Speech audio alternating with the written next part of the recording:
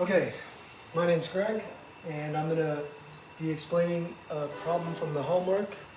It's two inequalities, and we're going to find the solution set and graph them. It gave me some problems in the beginning because, I don't know, it kind of annoyed me. Ended up throwing something across the room, frightening some people in my house. Anyways, the first thing we're going to do is we're going to change this into an equation so we can basically just graph the lines. So we're going to rearrange for y also. So y equals 15, move the 3x over, and then all divided by 5. And you make it y equals mx plus b, slope-intercept. It's going to be y equals negative 3/5 x plus 3. Pretty simple, chapter 1 stuff. Same thing down here. Y equals 9 minus x over negative 3. And that's going to look like negative 1/3. Oh, negatives cancel. 1/3 x minus 3. So those are our two equations, those are our two lines. What I like to do is I always make a table like it does in the book. I learned it this way, and it's especially helpful in this class because of the computer. You already have your coordinates, you just have to plug them in, and then you have your line. So we're just going to do this real easy.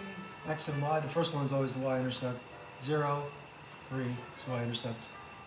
Then to make it easy, since we have this fraction, you can just I put a 5 for x, so the 5's cancel out, and you have negative 3 plus 3 equals 0.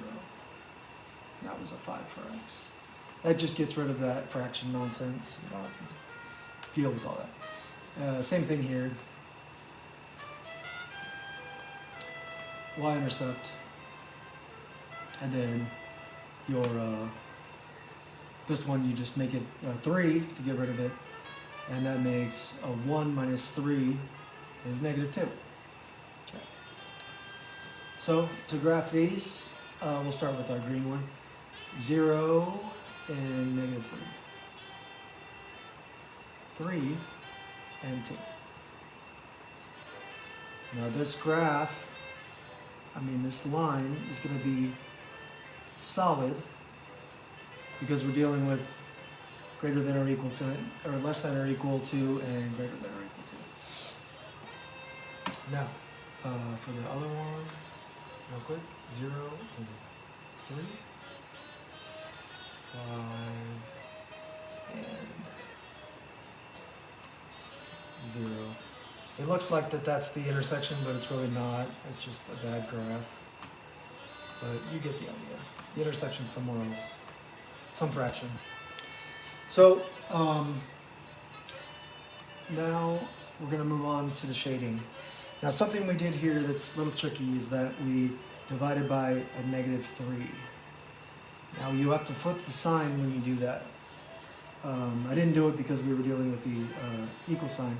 But here, this is going to have to be a flip sign. So y is actually going to be less than or equal to 1/3 x minus 3.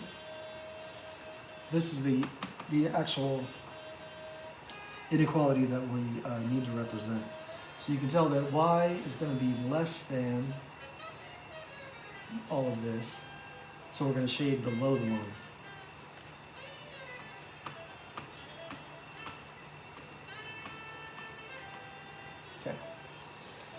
And same thing here. Y is going to be, this is really looks like that. Y is going to be less than whatever x is, so you're going to shade below the line on this side.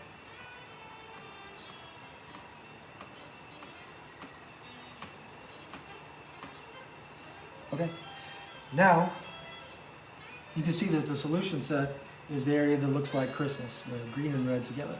So everything below here is your answer. You always do like a dummy check. At the end, you plug in the origin, because it's easy. Plug in the origin to each one. So you plug in the origin here, 0 and 0.